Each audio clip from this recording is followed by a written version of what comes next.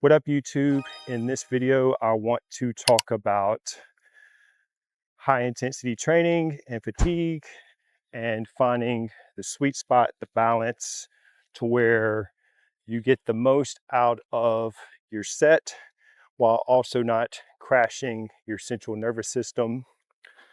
What I found is through just experimenting on myself, if I go too heavy and the rep range is very low, 1 to 3, maybe even 5, the fatigue the next couple days is very high, and that means you need more rest days, more days not going to the gym, and the fatigue can accumulate. So if you're doing this every session, eventually what happens is you're constantly tired and you may need a whole week off just to recover from all the high intensity training.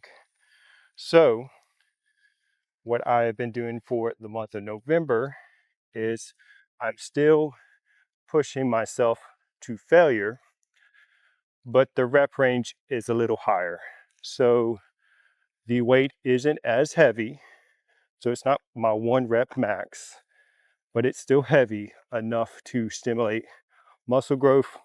And on the rest days, I'm not so fatigued where I'm constantly wanting to take naps and having to take a bunch of extra rest days. I'm actually able to go back to the gym a lot sooner. And I think because of this rep range, what happens is basically are finding the sweet spot of how can you go the most often while at the same time not overtraining. Because you got plenty of people that think more is better, and that's not always the case. At some point, more becomes a negative, and you're actually getting more of a negative effect by training too often and not allowing the body to recover. So right now I'm doing a 3-day split, Monday, Wednesday, Friday, and so far every week I'm setting a PR. If I'm setting a PR, that means I'm getting stronger. If I'm getting stronger, that means I'm building muscle. And basically what we're thinking about is how can we get stronger consistently over time, and then you look up and you've made a complete transformation in your body by having a system you can depend on and rely on. But yeah, you have a lot of people that don't train intense enough, they don't go to failure, they don't lift as heavy as they can, but you don't want to go too heavy because, like I said before, the fatigue becomes such a negative that I don't know. I don't want to be that fatigued on my rest days. So I would tell you 6 to 8, maybe 10. And on legs, you can get away with maybe a little bit higher rep range, because I remember lifting really heavy on legs, low rep range, getting stronger, but the legs weren't really getting bigger.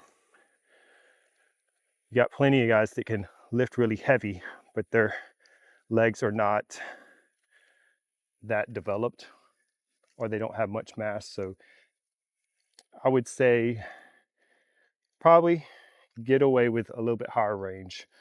Right now, I'm kind of shooting 12 to 15 to failure on the legs. So I'm kind of building some endurance, building strength, and my legs just tend to like the more volume. But everyone's different.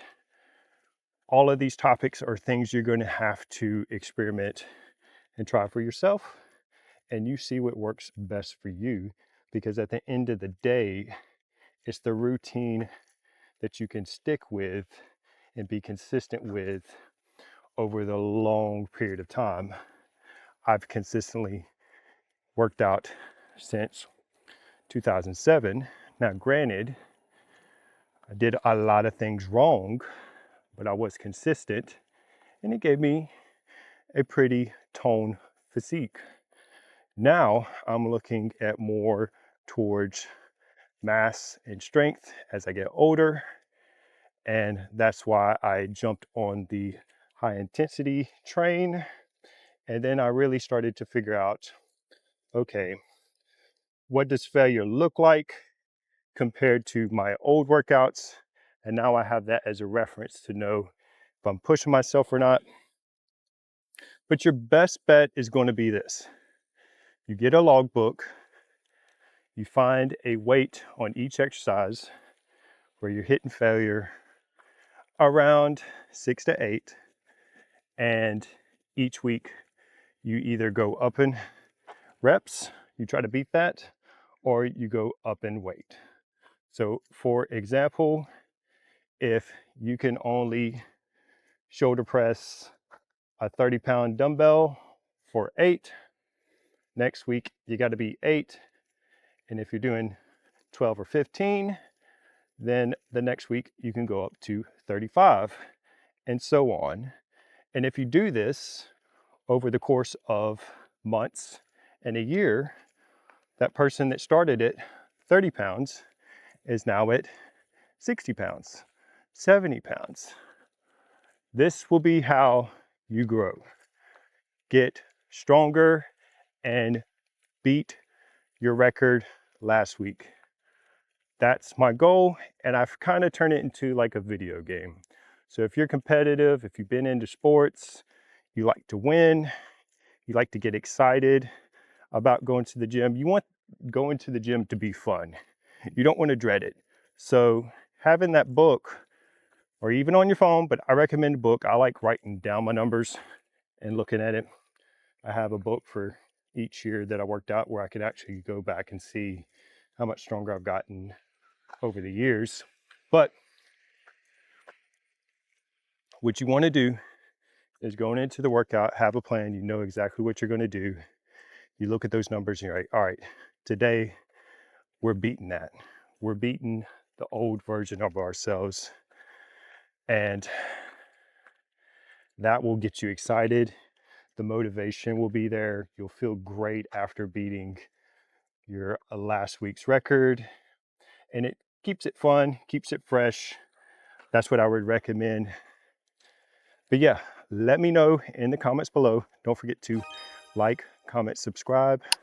Let me know what your opinion is on rep ranges, fatigue, how often do you train, and how do you manage it.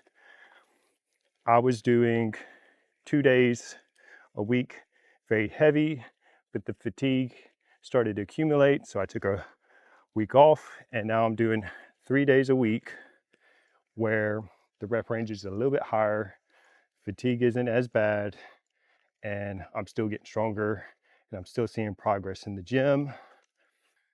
And we'll see you in the next one.